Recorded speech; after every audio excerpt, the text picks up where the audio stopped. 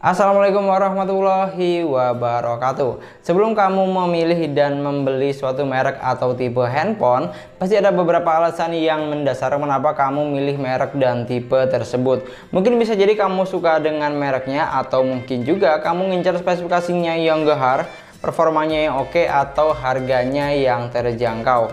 Dan di kesempatan kali ini saya akan membagikan, atau lebih tepatnya lebih ke sharing beberapa alasan kenapa orang banyak membeli Samsung A12 ini. Dan alasannya yang pertama tak lain dan tak bukan adalah karena merek dan brandnya itu sendiri.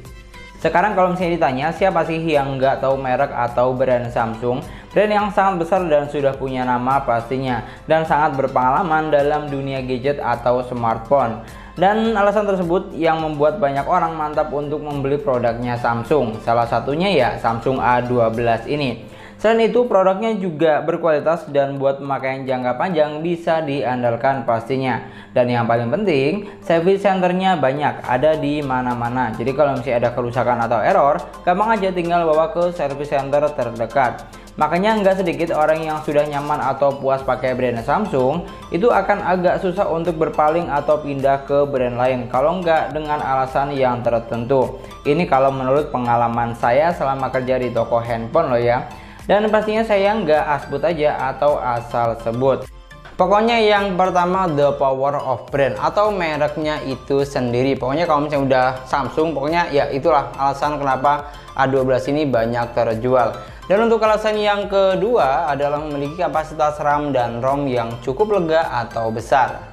Buat kamu yang belum tahu, Samsung A12 ini punya dua varian atau pilihan ya. Yang pertama ada RAM-nya 4GB dengan internal storage 128GB yang dijual dengan harga Rp2499 atau Rp2.500.000. Dan yang kedua, varian yang RAM-nya lebih besar sedikit, yaitu RAM-nya 6GB dengan internal storage 128GB yang dijual dengan harga Rp2799 atau Rp2,8 juta.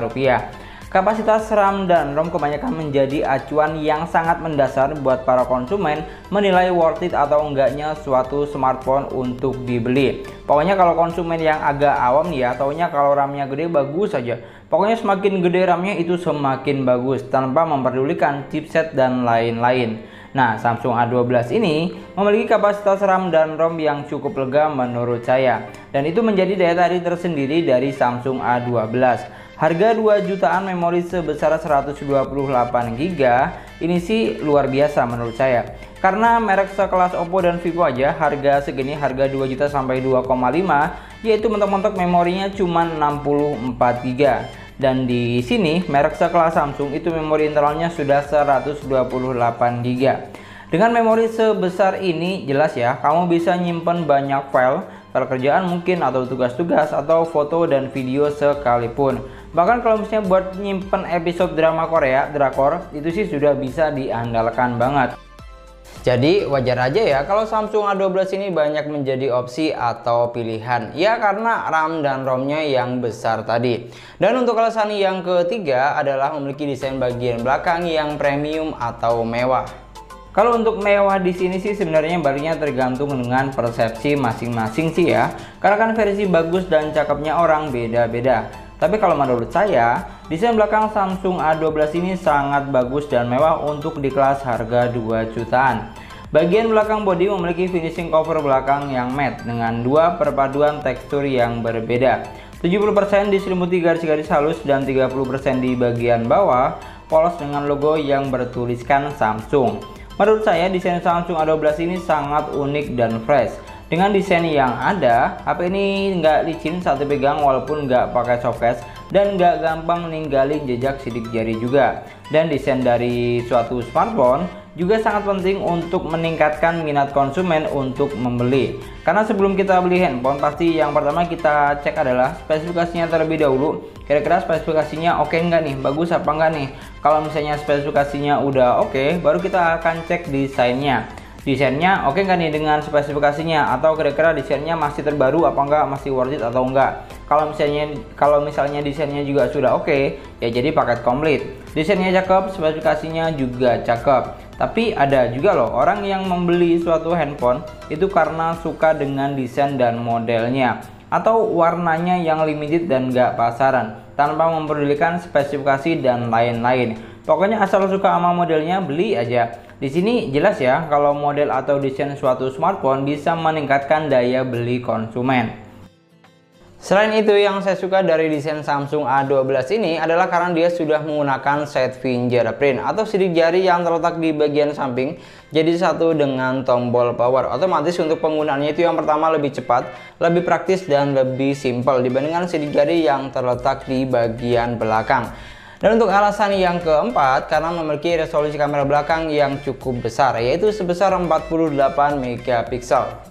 Sektor kamera ini juga sangat penting untuk menarik minat konsumen atau pembeli. Dengan resolusi kamera sebesar 48 megapiksel, Samsung A12 ini bisa banget diandalkan buat jepret foto. Warna dan detail gambarnya juga cukup bagus. Dan nggak cukup di situ aja, lensa kamera belakang dari Samsung A12 ini cukup komplit. Selain ada lensa utama sebesar 48 megapiksel, di sini juga ada lensa wide sebesar 5 megapiksel, lensa bokeh 2 megapiksel dan lensa makro 2 megapiksel. Jadi total untuk kamera belakangnya ini memiliki 4 lensa. Dan nggak bisa dipungkiri, emang kamera juga menjadi salah satu nilai jual dari suatu handphone atau smartphone. Pokoknya kalau untuk Samsung A12 ini cukup komplit sensor kamera yang ada di bagian belakangnya. Saya no comment lah untuk masalah kamera belakangnya ini.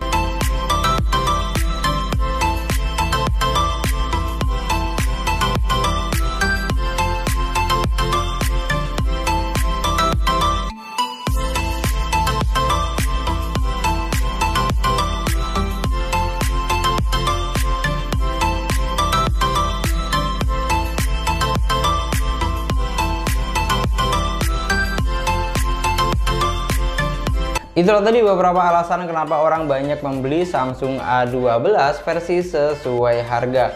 Kalau misalnya ada yang kurang atau ada yang salah, silahkan kalian bantu koreksi dan tambahkan di kolom komentar. Dan untuk Samsung A12 ini, kalau misalnya ditanya, Bang, kira-kira apa nih yang membuat orang mikir dua kali untuk membeli handphone ini? Dan jawabannya simpel. Yang pertama itu untuk chipsetnya, dia masih menggunakan chipset MediaTek Helio P35. Jadi kalau misalnya buat main game, itu agak kurang powerful aja gitu. Jadi bukan nggak bisa buat main game ya, buat main game sih bisa, tapi saya buat kamu yang orangnya gamer banget itu agak kurang powerful atau kurang nendang. Bahkan untuk sensor-sensornya pun juga tergolong banyak yang nggak ada. Seperti yang simple, sensor gyroscope itu nggak ada di Samsung A12 ini, jadi agak sangat disayangkan aja. Tapi kalau kamu buat yang pemakaiannya biasa-biasa aja, cuman buat kerja, nyimpan banyak file foto, baterai gede, memori gede, RAM gede, ya ini sih sudah bisa menjadi opsi atau pilihan. Dan mungkin sekian dulu pembahasan kita kali ini, semoga videonya bermanfaat. Terima kasih buat kalian yang sudah nonton videonya sampai akhir. Jangan lupa like dan komen videonya, silahkan kalian komentar bagaimana tentang Samsung A12 ini. Dan untuk Samsung A12 ini saya juga sudah bikin video lengkapnya ya, mulai dari unboxingnya, video reviewnya, bahas apa saja kelebihan dan kekurangannya. Bahkan saya juga sudah compare dengan Oppo A53. Harganya sama, spesifikasinya juga mirip-mirip sedikit atau malah berbeda banyak. Jangan lupa subscribe channel sesuai harga. Kita ketemu lagi di video selanjutnya. Assalamualaikum warahmatullahi wabarakatuh.